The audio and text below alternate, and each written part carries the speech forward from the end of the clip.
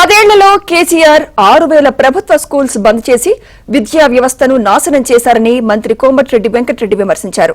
Fee reimbursement బకాయిలు పెట్టారని ఆగ్రహం వ్యక్తం చేశారు. 10 ఏళ్లలో జగదీష్ రెడ్డి మహాత్మాగాంధీ యూనివర్సిటీలో ఒక్కసారి కూడా అడుగు పెట్టలేదన్నారు. తాను మంత్రి అయ్యాక యూనివర్సిటీలో 100 కోట్లతో భవనాలు నిర్మించినట్లు తెలిపారు. నల్గొండలో 40 కోట్లతో నిర్మించే నర్సింగ్ కళాశాలను 9 నెలల్లో పూర్తి చేస్తామన్నారు. ముఖ్యమంత్రి గారిని హెల్త్ మినిస్టర్ దామోదర్ నాయుడుగా కోరగానే ఈ రోజు వెంటనే 40 కోట్లు శాంక్షన్ చేసి టెండర్ ప్రక్రియ పూర్తి చేసి పనులు ప్రారంభిస్తున్న సందర్భంగా ఇందులో పాల్గొంటున్న కలెక్టర్ గిలాన్ త్రిపాఠి గారికి, అలాగే డిఎంఎస్ఓ గారు, అడిషనల్ కలెక్టర్ గారికి, ప్రిన్సిపల్ గారు, స్టూడెంట్స్, నర్సింగ్ స్టూడెంట్స్ అందరికీ ఈ కాంగ్రెస్ ప్రజాప్రభుత్వం వచ్చిన తర్వాత ప్రభుత్వం విద్యారంగంపై ప్రత్యేక దృష్టి పెట్టి 20,000 కోట్లతోనే ఇవాళ ఇంటిగ్రేటెడ్ రెసిడెన్షియల్ పాఠశాలలు ఈ పక్కనే రేపు 4వ తారీఖు రోజు టెండర్ పూర్తయింది.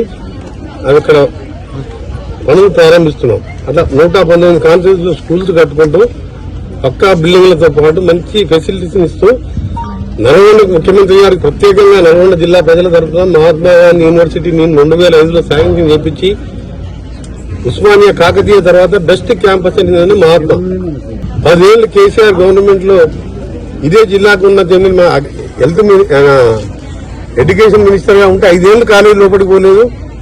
ఆ తర్వాత అదే మినిస్టర్ 5 ఏళ్లు ఉన్నా కానీ లోపలికి పోలేదు.